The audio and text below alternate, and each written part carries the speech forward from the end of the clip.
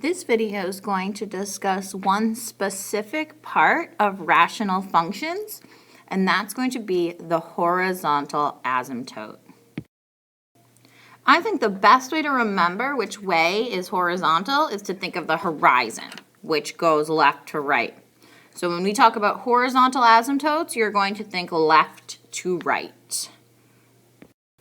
Let's start by looking at the parent function, which is y equals 1 over x.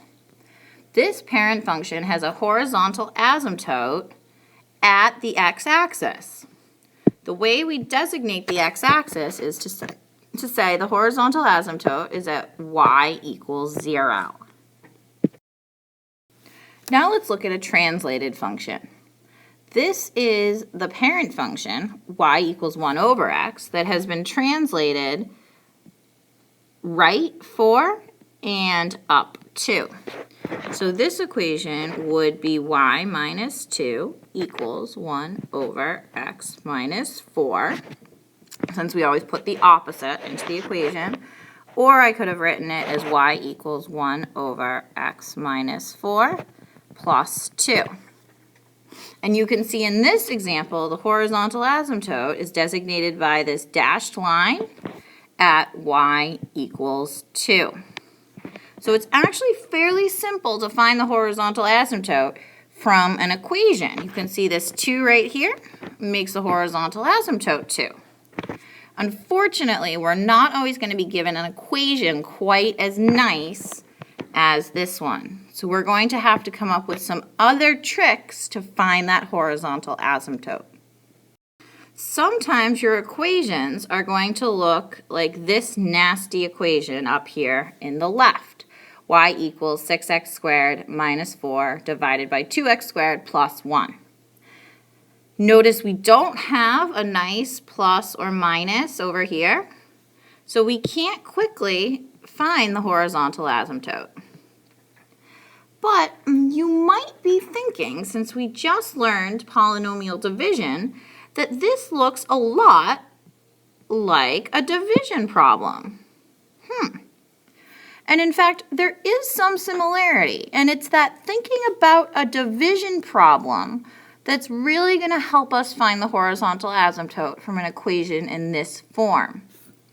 It's going to involve looking at the division of the leading term in both equations, the numerator and the denominator.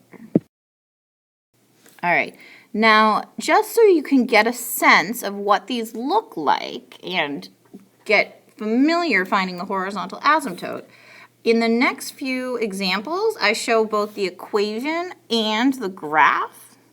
So hopefully you can look at the graph, find the horizontal asymptote, and then figure out where that might come from in the equation. I've also broken them down into 3 categories, which you'll soon see why I've broken them down that way. This first category shows rational equations, rational meaning variables in the denominator. So rational equations that have the same degree in the numerator and the denominator. So on the left we have 3x squared, so there's a degree 2 in the numerator, and then 1x squared, so that's a degree 2 as well, so they have the same degree. On the right you see 10x and 2x, so those are both degree 1, so again the same degree. So why don't you take a minute, pause the video, and figure out the horizontal asymptote on the left and the right, and see where in the equation you may see the horizontal asymptote.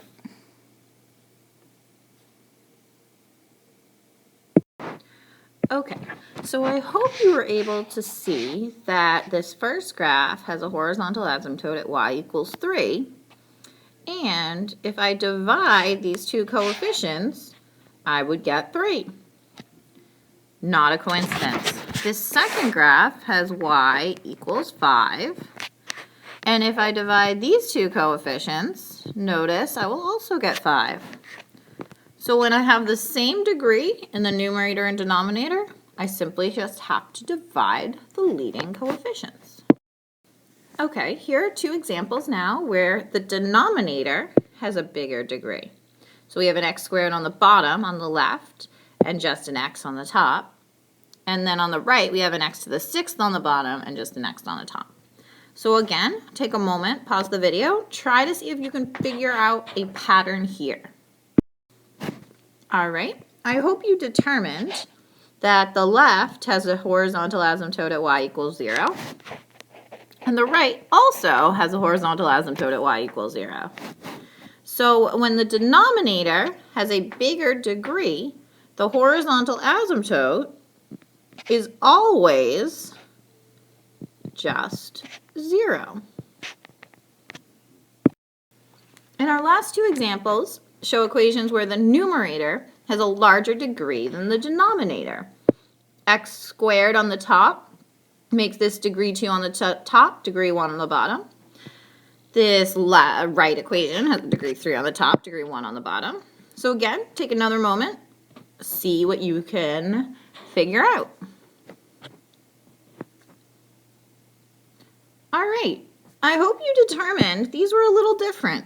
There was actually no horizontal asymptote in either of these.